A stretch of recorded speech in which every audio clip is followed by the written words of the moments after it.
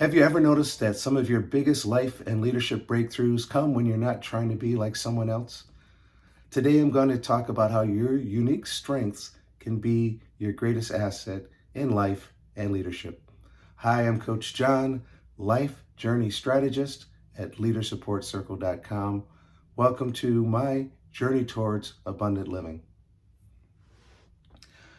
I have some questions today that I'm going to go through answering with you, and at the end, I'll give you an invitation to join me inside Leader Support Circle, as well as to stay in touch.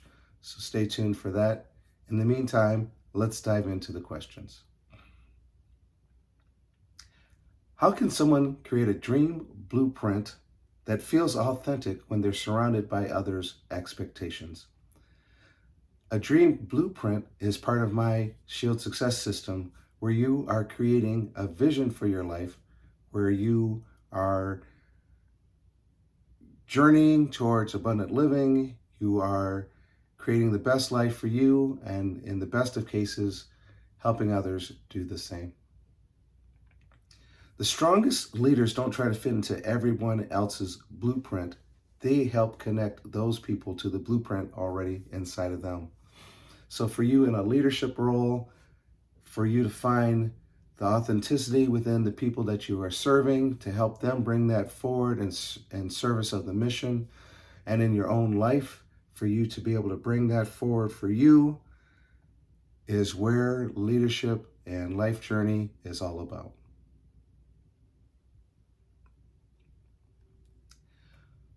The next question.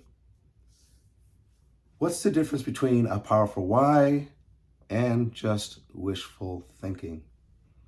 For me, in my Shield Success System, the why isn't just a destination on your map. It is the engine that powers your efforts day in and day out, and when things get tough. I like to boil things down to two questions that my mentor asked me, and I asked the people that I mentor. How will your life be better with the vision you're trying to impart, or the dream blueprint? And how will the world be better with your vision in place in the world?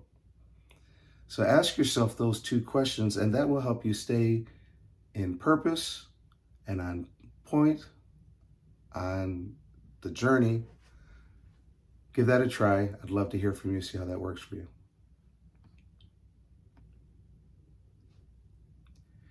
Here's the next question.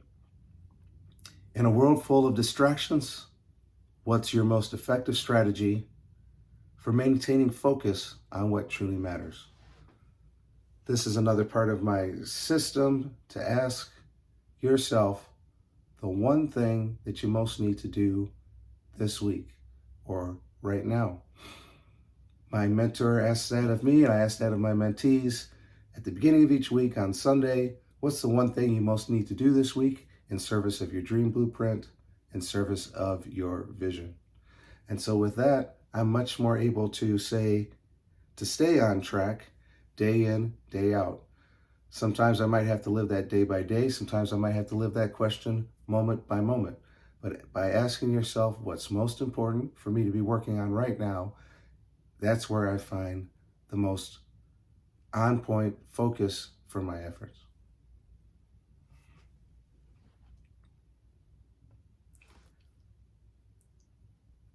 The next question, how can someone identify meaningful small wins when they feel stuck or overwhelmed? For me, I find looking for small wins every day, particularly on Wednesdays, which I like to call Wednesdays, Winsday. Look for something small every day. Get in a habit of looking for something small.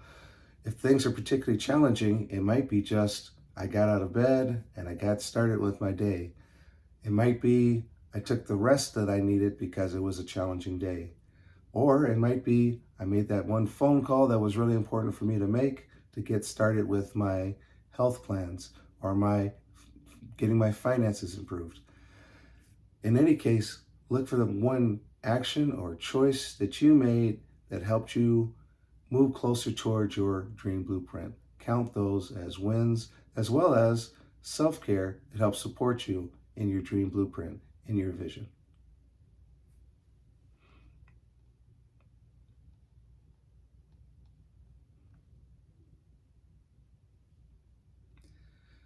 The next question: what's one counterintuitive self-care 365 practice that highly effective leaders often overlook? You may be used to hearing on an airplane, before you take off, put your own oxygen mask on first before you help others. And I think as caring leaders, as leaders with empathy, as servant leaders, we often want to get started helping others and might forget to put our own oxygen mask on first. So my encouragement to you from my own practice is to really take care of yourself, fill your own cup, because with that, you'll have more to offer others. So I like to practice first thing in the morning, something that fills me up, something that rejuvenates me, brings me joy. And then I can use something like that later in the day responsively if I need a pick-me-up or I need something to help me deal with the stress of the day. So have a self-care list. Nature and movement are two power moves and really strong putting them together. So I encourage you to find those things for you that help rejuvenate you and practice them throughout the day.